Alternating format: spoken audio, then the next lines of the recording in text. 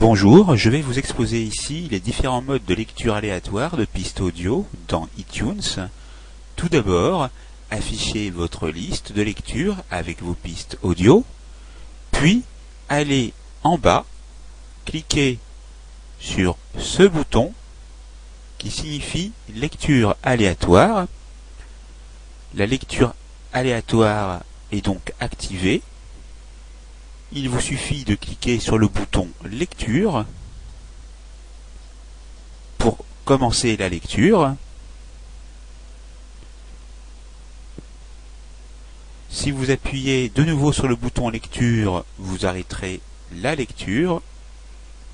Pour passer à la piste suivante, en mode aléatoire, cliquez sur le bouton suivant. Vous remarquez que les pistes ne sont pas contiguës. Vous pouvez maintenant effectuer une lecture aléatoire par morceau, par album ou par regroupement. Pour ce faire, allez dans le menu Édition, Préférences ou raccourci clavier, touche CTRL plus virgule.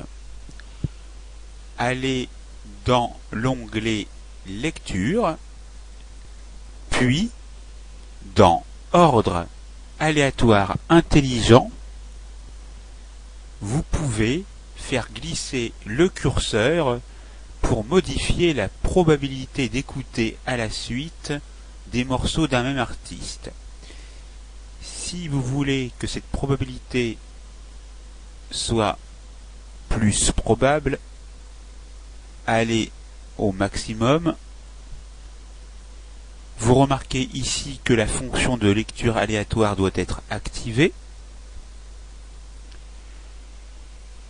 Cliquez sur OK pour voir le résultat.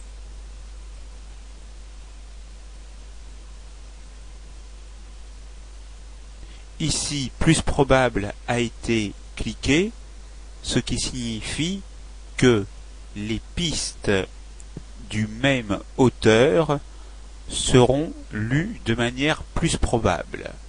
Par contre, si vous voulez que la lecture soit moins probable, retournez dans Édition Préférences et allez sur Moins probable et cliquez sur OK.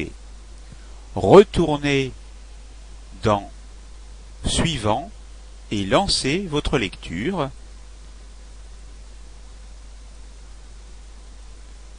Vous voyez donc ici que les lectures du même interprète seront moins probables.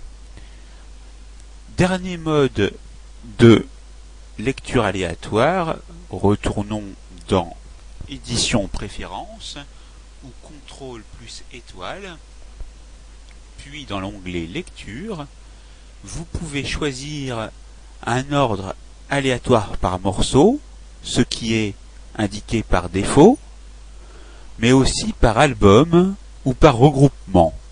Choisissons Album et cliquons sur OK. Ainsi, la lecture aléatoire va donc commencer par les morceaux du même album, puis la lecture aléatoire se fera en fonction des autres morceaux.